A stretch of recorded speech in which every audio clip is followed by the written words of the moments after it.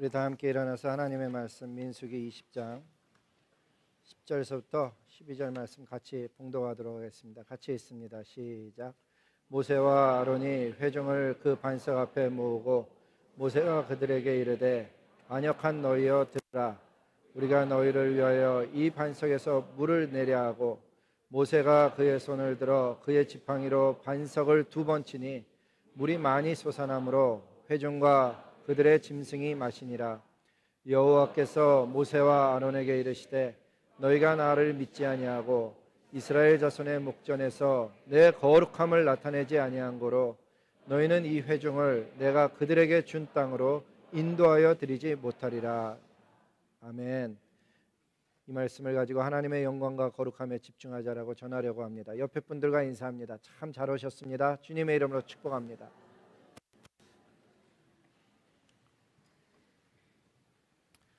예배 드리려고 보니까 어제 결혼한 새 신랑 신부가 신혼여행을 안 가고 여기 와서 앉아 있네요.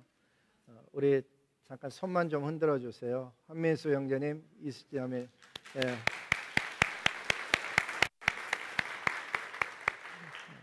어제 결혼식 참 좋았습니다.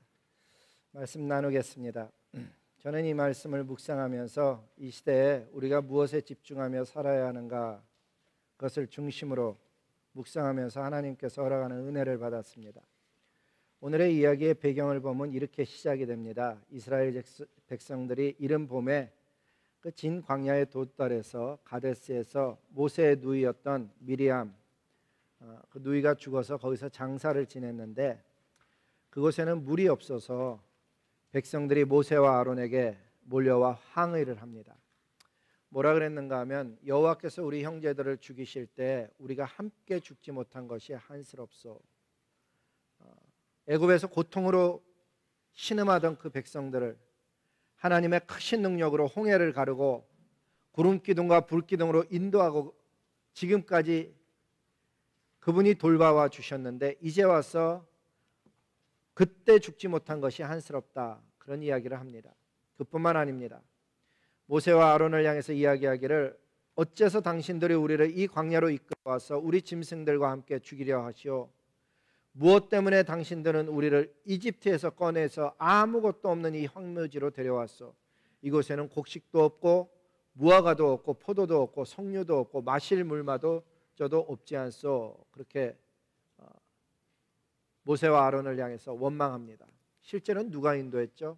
구름기둥과 불기둥으로 이스라엘을 광야길로 인도하신 분은 하나님이셨습니다. 그런데 지금 모세와 아론을 향해서 원망하는 것입니다. 그런데 이런 말을 들은 모세와 아론의 반응이 아주 특이합니다. 그렇게 싫으면 너희가 원하는 애굽으로 돌아가라, 그렇게 반응하지 않았습니다. 하나님의 불기둥과 구름기둥을 쫓아 여기까지 와놓고 내가 무슨 잘못이 있냐, 왜 나에게 이러느냐, 그렇게 대답하지 않았습니다. 모세와 아론이 원망하는 그 백성들의 이야기를 다 듣고 한마디 대꾸 안 하고 떠나 성막 입구로 가서 여호와 앞에 엎드리는 모습이었다라고 성경은 기록합니다.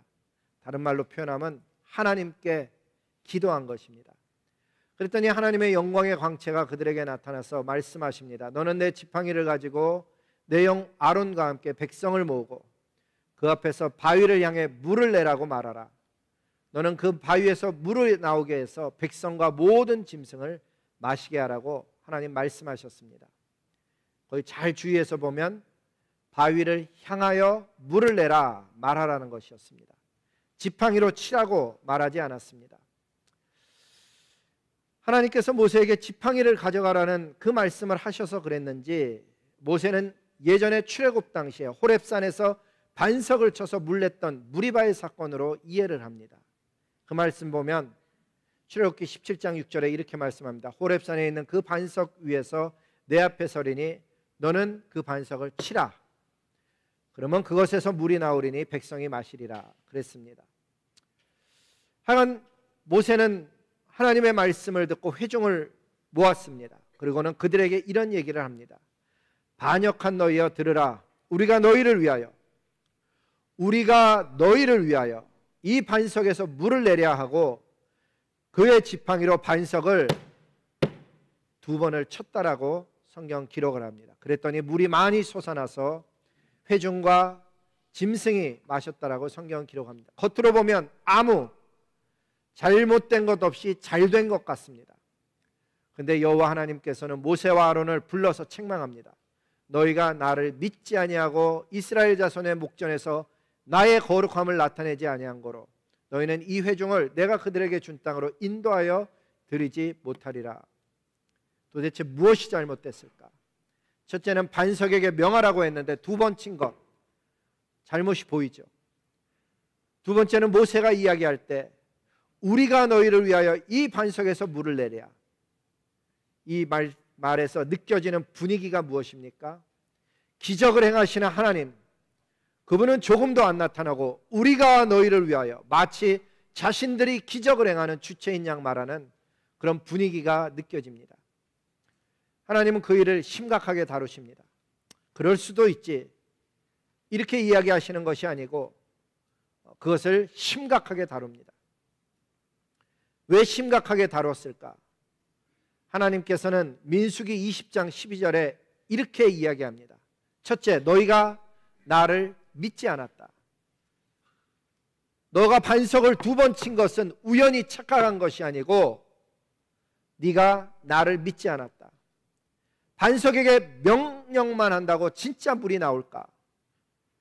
너는 예전에 호렙산에서 나왔던 방식으로 반석을 네가 지팡이로 친 것 아니냐. 두 번째는 내 거룩함을 나타내지 않았다. 그 결과 그들은 가나안 땅을 밟아보지 못하고 광야에서 죽게 됩니다. 근데 제가 이 말씀을, 여러분과 제가 아는 이 말씀을 이번에 읽다가 제 마음속에 이런 질문이 스쳐 지나갔습니다. 하나님의 말씀을 그대로 지키지 않았다고 40년 동안이나 충성한 모세를 가나안 땅에 안 들이셨는데 하나님 오늘 우리에게도, 저와 여러분에게도 명령하신 것이 있다는 것입니다. 모든 민족을 제자 삼으라. 그리고 나의 증인이 되라. 이 명령을 해주셨는데 우리도 광야에서 물 나온 것처럼 그냥 신앙생활 하면 되는 줄 알고 살아가는 그런 모습은 아닐까? 어떻습니까? 우리가 하나님의 능력을 신뢰해서 하나님의 말씀하신 그대로 제자를 양육하고 증인의 삶을 살고 있습니까? 예수님은 하나님의 아들이시고 우리의 죄를 대신하여 죽으시고 죽으셨을 뿐만 아니라 부활하시고 하늘에 오르시고 다시 오실 것이라는 그 분명한 내용을 있는 그대로 전하며 살고 있습니까? 아니면 지팡이로 반석 치듯이 다른 짓을 해가며 하나님 앞에 순종하는 줄 알고 살아가고 있습니까? 주님이 우리에게 명하신 것은 복음을 전하라는 것이었고 때를 얻든지 못 얻든지 전하라고 하는 것이었는데 나는 복음은 전하지 않으면서 이대로 살아도 마치 천국에 내가 들어갈 것처럼 지팡이로 쳐도 되고 이야기해도 되는 것처럼 그렇게 내가 생각하는 방식으로 하나님 앞에 살아가는 것은 아닐까? 만약에 그렇다면 하나님 앞에 마지막 서는 날 하나님이 똑같이 물어보실 것입니다. 내가 너에게 명한 것이 무엇이냐? 내가 너에게 하라고 한 것이 무엇이냐? 제자 삼으라는 것에 순종했느냐? 증인의 삶을 산 것에 순종했느냐? 그랬을 때 혹시나 우리도 반석에서 물만 나면 되지 두 번을 쳤던 명했던 그게 무슨 큰 사건일까? 그렇게 생각하고 있는 것은 아닐까 하는 것입니다. 주님의 말씀을 보면 명령은 아주 분명합니다. 마태복음 28장 19절 20절에 보면 가라 모든 민족으로 제자를 삼으라 아버지와 아들과 성령의 이름으로 베프티즘을 베풀라 그리고 내가 너희에게 가르쳐 지키게 모든 명한 것을 가르쳐 지키게 하라. 근데 우리는 분부안이라고 항상 읽지만은 보면 command. 하나님께서 I have commanded. 하나님께서 명령한 것을 그대로 지키며 사느냐. 뿐만 아니라 사도행전 1장 8절에 보면 성령이 너희에게 임하면 그래서 저와 여러분이 성령이 임했다고 믿고 살고 있죠. 그분의 명령은 무엇이었는가 하면 예루살렘과 온 유대와 사마리아와 땅끝까지 이르러 내 증인이 되라. 주님께서 저와 여러분을 향해서 하신 말씀은 증인이 되리라고 하셨던 것이죠. 이 위대한 사명을 받은 하늘의 사람들이 진짜 이 땅에 살면서 집중해서 그 말씀을 순종하며 사느냐, 아니면 대충 막대기로 반석을 쳐서 물만 나면 되는 것처럼 그렇게 대충 집중하느냐의 차이라는 것이죠. 복음 전도의 주체는 하나님이십니다. 그 복음을 전할 때 하나님의 능력과 영광을 의지해서 전하는 것이 당연한 것입니다. 그런데 이 시대의 교회들이, 저와 여러분이 실제로 그렇게 살아가지 않음으로 인해서 우리 시대는 사실 많은 것을, 문제를 직면하고 있습니다. 그런 것을 잘 설명한 분 중에 한 분이 제가 생각엔 그렉 스티어라는 목사님입니다. 그레이스 철치를 담임하신 목사님인데, 이분의 크리스천 퍼스트지에 아티클을 하나 냈는데 컬럼이 무엇인가 하면 이런 얘기입니다. 현재 미국에는 약 30만 개의 교회가 있습니다. 그리고 2015년 현재 미국에는 스타벅스가 12,500개가량이 있습니다. 그런데 불과 12,500개밖에 안 되는 스타벅스 매점은 미국 전역에서 각계각층의 젊은이들을 불러 모으고 있습니다. 그것도 무엇을 주는 것이 아니고 자신들이 가진 것을 내놓으며 젊은이들이 찾아오고 있는 것입니다.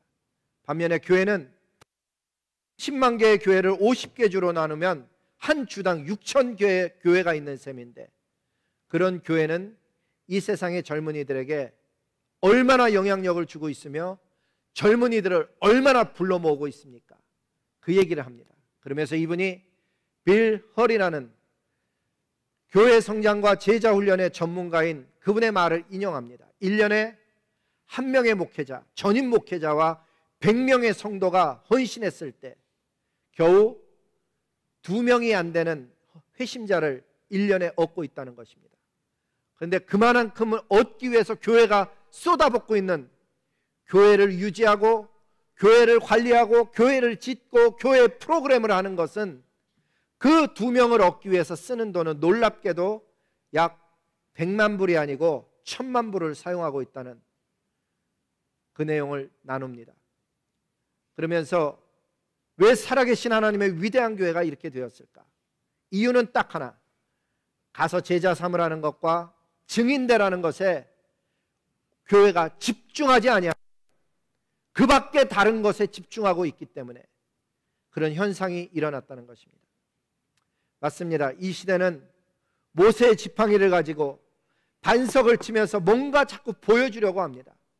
나가서 단순하게 전했던, 가서 전하는 사명을 행하는 것이 아니고 뭔가를 만들어서 오게 만들려고 하는 그런 사역의 결과는 처참한 모습을 가지고 있는 것입니다.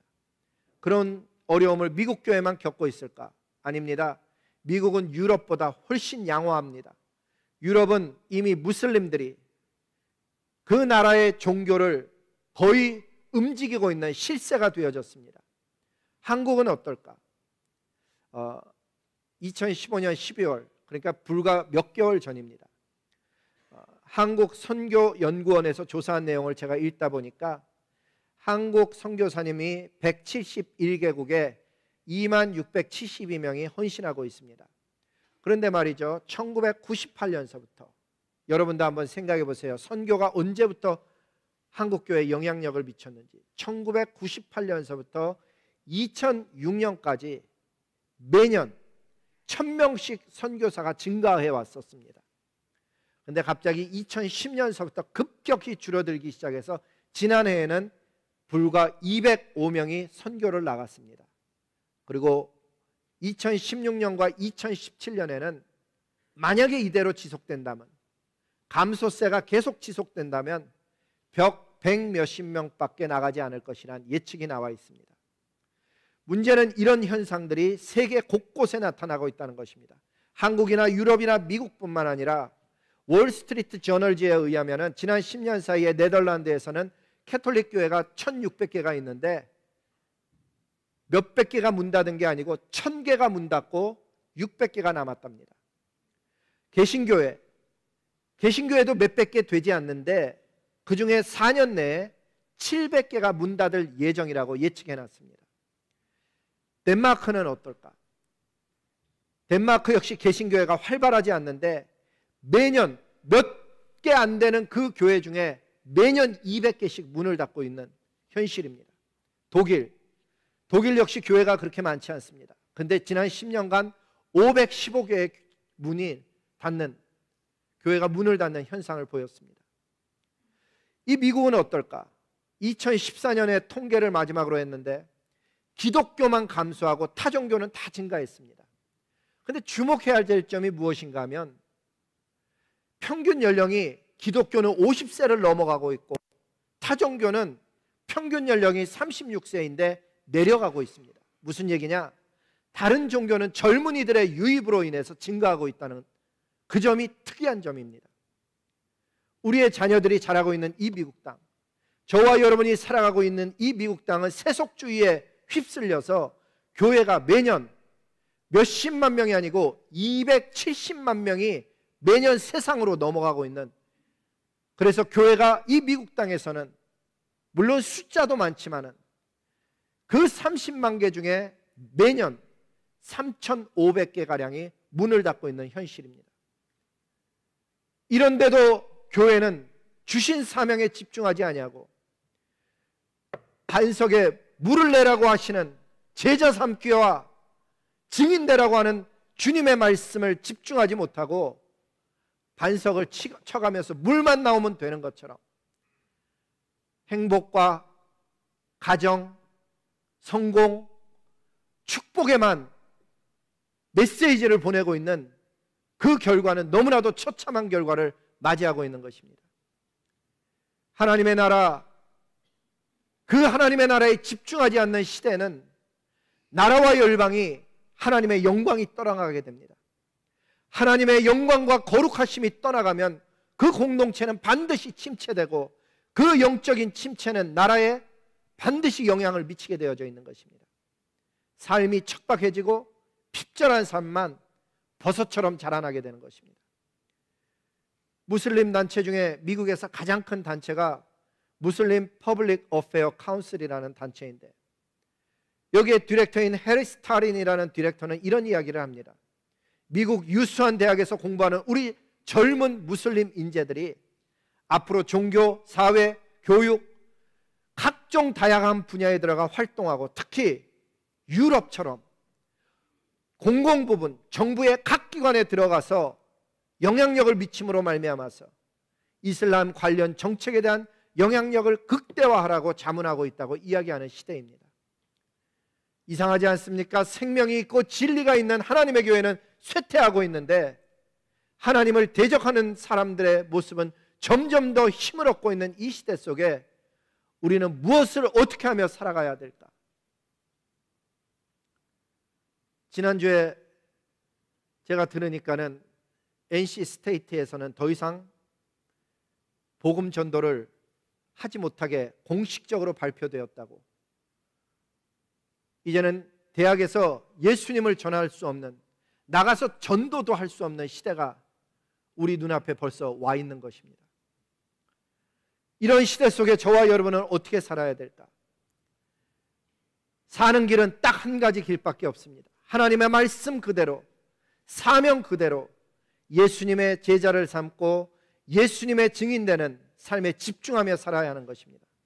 뭘 계산하지 아니하고 단순하게 제자 삼기와 증인으로 살아야 우리의 삶에, 우리의 미래, 나라의 미래가 밝아지는 것입니다. 증인의 특징이 무엇일까? 본 사람이고 경험한 사람입니다. 예수님이 지금도 살아계셔서 내 삶 속에 개입하셨고 내 삶 속에 역사하셨다는 것을 내가 보고 증거할 때만 힘을 가질 수 있습니다. 그렇게 하늘의 사명에 집중하려면 삶의 방식을 바꿔야 됩니다. 이 땅의 것을 버리고 정리해야 됩니다. 그것은 내가 하던 직장을 버린다는 의미가 아니고 내가 살아왔던 방식 속에 살아계신 하나님, 십자가를 다시 만난다는 의미입니다. 그렇게 예수 그리스도의 십자가를 만날 때에만 모든 것이 새롭게 시작되어지고 정리되어지는 것입니다. 그래야 하나님 나라에 집중해서 살 수 있는 지혜와 은혜를 입게 되는 것입니다. 예수님의 가치, 하나님의 나라의 가치가 내 심령 속에 들어오면 이전에 내가 귀하다고 여겼던 것을 버리는데 하나도 아깝지 않고 버릴 수 있습니다. 어렵지 않게 내려놓을 수 있습니다. 우리의 삶을 돌아보면 사소한 것들을 붙잡았던 시절들이 있습니다. 제가 예전에도 간증했지만은 제가 아주 어렸을 때 우리 형이 딱지를 굉장히 잘 해갖고 100장씩 이렇게 고무줄로 묶어놨었어요. 그리고 구슬을 가득 해갖고 이렇게 신발장 밑에다 넣어놨었는데 형이 학교 간 사이에 제가 그것을 가지고 나가서 저도 따서 제 재산을 만들겠노라 이제 형한테 허락을 안 받고 그걸 들고 나간 거예요. 맨 처음에 100장만 가지고 나갔는데 가서 해보니까 세상이 쉽지 않더라고요. 그 100장을 잃었어요. 그래서 집에 돌아와서 200장을 가지고 나갔어요. 2배를 가지고 나가서 딸 줄 알았더니 그걸 잃었어요. 4배를 또 가지고 나갔어요.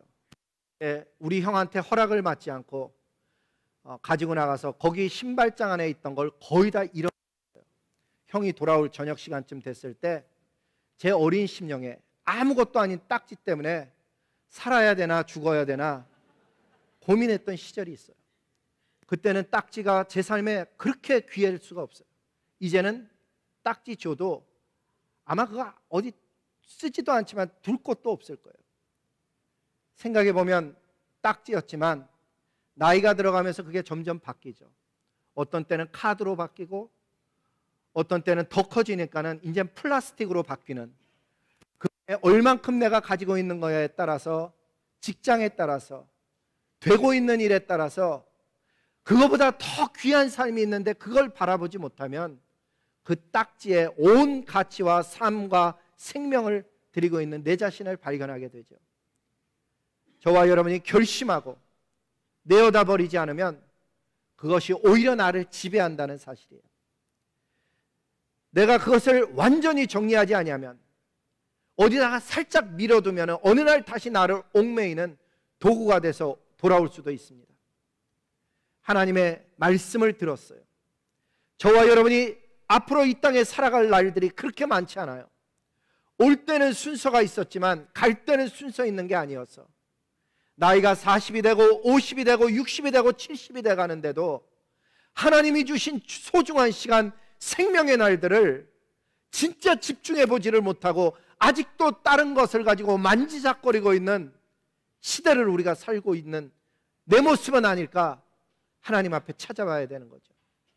이 세상에 아무리 좋은 것이라 해도, 아무리 즐거운 것이라 해도, 아무리 가치 있는 것이라고 해도 하나님께 가까이 나아가 그분이 주신 사명을 이루는 데 있어서 방해가 된다면, 과감하게 버리고 정리하지 않으면 오히려 그것의 종로로 단다는 사실입니다.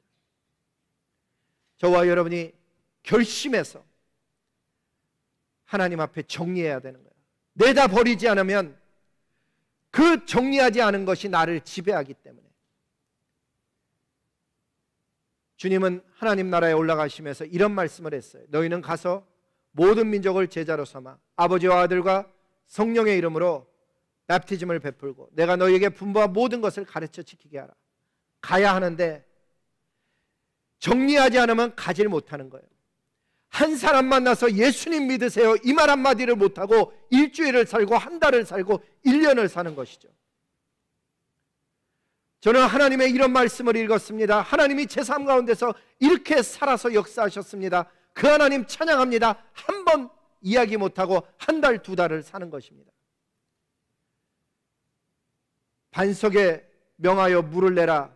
그것을 지키지 못하고 두들겨서 물 냈거든요. 비슷하게 해서 물 냈는데 우리는 비슷하게도 하지 않으면서 나는 당연히 하나님 나라에 천국 갈 거라고 생각하는 거예요.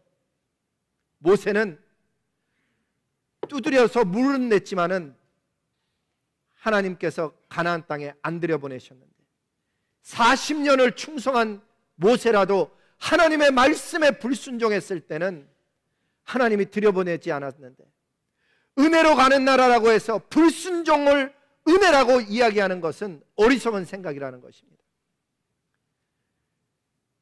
가야 합니다. 내 주변에 하나님을 모르는 사람들을 향해서 한국뿐만 아니라 모든 나라 분들이 복음을 필요로 합니다. 심지어 교회 안에서 만난 사람조차도 진정한 의미에서 하나님 모르고 살아가는 분들이 얼마나 많은지 모릅니다.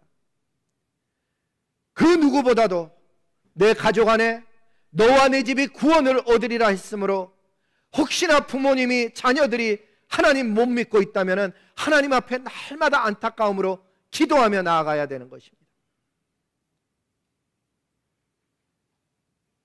안 믿는 사람에게 예수님의 죽으심과 다시 살아나셨음을 전하는 것, 그것은 어색한 일이 아닙니다. 세상의 모든 사람들이 듣고 알아야 되는 생명의 말씀이고 그 일의 증인으로 저와 여러분을 불러주셨습니다. 나라와 열방으로 가는 이도 있지만 내 주변 사람들에게 정말 너무 안타까움을 가지고 하나님 앞에 인도하기 위해서 우리는 나아갈 때 가는 명령에 순종할 수 있게 되는 첫걸음인 것입니다. 제자 삼아야 됩니다. 그저 사람을 교회 갖다 놨다고 되는 것이 아닙니다. 누군가에게 예수님의 죽으심과 부활을 전해보면 반드시 반응하는 것이 다른 사람이 느껴집니다. 그럼 그 사람에게 이렇게 얘기하는 것입니다. 혹시 저와 4주간 성경 읽어보시겠어요? 그리고 그 4주 동안 성경 읽는 동안에 내가 뭘 가르치려고 하는 것이 아니고 성령 하나님께 기도하면서 이 말만 하면 됩니다. 하나님을 믿는다는 것은 하나님의 말씀에 순종한다는 것이요, 예수님의 제자와 증인되는 것이 하나님 믿는 특징입니다. 그게 생명의 길입니다. 이 말만 전해주면 돼요. 나머지는 성령 하나님이 그 사람을 만져주시고 변화시켜 주시고 자라나게 하십니다. 처음부터 똑바로 하나님 믿는 것이 말씀에 순종하는 것이라고 분명하게 가르치지 않으면 하나님 믿어서 복을 받고 하나님 믿어서 내가 원하는 것을 이루는, 전혀 성경에서 얘기하지 않는 사람을 만들어내게 되는 겁니다. 처음부터 똑바로 예수님 믿는 것은 제자와 증인되는 삶이라고 가르쳐주지 않으면 예수님 믿고 1년, 2년, 3년, 5년이 되어도 증인의 삶을 살아낼 생각을 하지 아니하였고 지금도 잘 살고 있는데 더 많은 것, 더 좋은 삶을 향해서 기도만 하고 있는 사람을 만들어내게 됩니다. 저와 여러분에게 분명하게 가르친 것은 생명을 걸고 하늘에 군사되는 하늘의 사람 기르라고 주님이 말씀하셨습니다. 그런 사람이 성령의 사람으로, 불의 사람으로 나오는 것입니다. 그리고 모든 것 가르쳐 지키게 하라. 가르치는 것은 할 수 있는데 지키라고 이야기 못하는 사람이 얼마나 많은지 모릅니다. 성경이 우리에게 명하신 것은 가르쳐 지키게 하라는 것입니다. 그것도 적당한 내용이 아니고 주님이 명령하신 것을 그렇게 가라고 당연하게 대담하게 요구할 수 있는 사람만이 제자를 양육한 사람인 것입니다. 어떻게 가능할까? 성령이 함께 하시면 생명을 내놓으라고 이야기할 수 있는 관계가 되어지는 것입니다. 그 성령 하나님은 예수님 믿을 때 담대하게 세상을 이기라고 가르쳐 주신 그 주님이신 것입니다. 하나님 나라를 위하여 죽기까지 충성하는 담대함을 가진 하늘의 군사만이 세상을 이길 수 있습니다. 어떻게 세상 이기는 사람이 나올까? 돈 가지고는 세상 이기는 사람 못 만들어냅니다. 실력만 가지고는 세상을 이길 수 없습니다. 오직 성령의 사람만이 세상을 이기는 것입니다. 그렇게 할 때 주님이 함께 해주시겠다고 약속해 주셨습니다. 우리의 사는 인생길 너무나 짧습니다. 미국의 온날이 엊그제 같은데 1년, 5년, 10년, 20년, 30년의 세월이 지났습니다. 엉뚱한 것에 우리의 남은 인생 낭비해서는 안 되는 것입니다. 이제는 집중해서 살아도 모자란 인생인데 사도행전 1장 8절을 기억하시기 바랍니다. 온 유대와 사마리아와 땅끝까지 이르러 내 증인이 되라고 하십니다. 우리 교회 우석 형제가 UNC 대학을 졸업하고 아프가니스탄으로 간답니다. 가서 청년들을 가르치고 교회를 개척한다 그러는데 나이가 이제 20대 초반인 형제가 하나님 나라를 위하여 길을 떠난다는 것입니다. 많은 대학생들이 대학 졸업하고 자신의 성공된 길을 가고 있는 이 시대 속에 성공도 아니고 행복도 아니고 사명의 길을 걷겠다는 것입니다. 이 땅에 남아있는 예수님 믿은 지 더 오래된 저와 여러분은 어떻게 살까? 하나님의 영광과 거룩하심을 온 나라와 열방에 전하는 삶을 우리는 어떻게 살아낼까? 이 시간에 열방을 향해서 떠나는 우석 형제를 축복도 하지만 우리에게 주신 사명을 다시 한번 일깨우기를 소망합니다. 예수님께서 가신 그 길, 주님이 홀로 가신 그 길을 나도 따라간다고, 모든 물과 피를 흘리신 그 길을 나도 가고 싶다고, 험한 산이라도 하나님이 가신다면 나는 괜찮습니다. 바다 끝이라도 나는 괜찮습니다. 죽어가는 영혼들을 위해서 나 자신을 드리기를 소원합니다. 우리 모든 사람들이 고백할 수는 없겠지만 성령이 우리 교회들에게 하신 소리를 듣고 응답하기를 원하는 분들마다 여호와 하나님 앞에 이것을 가슴으로 부를 수 있기를 소원합니다. 우리 다 함께 일어나서 주님 앞에 이 찬양을 드릴 수 있기를 소원합니다.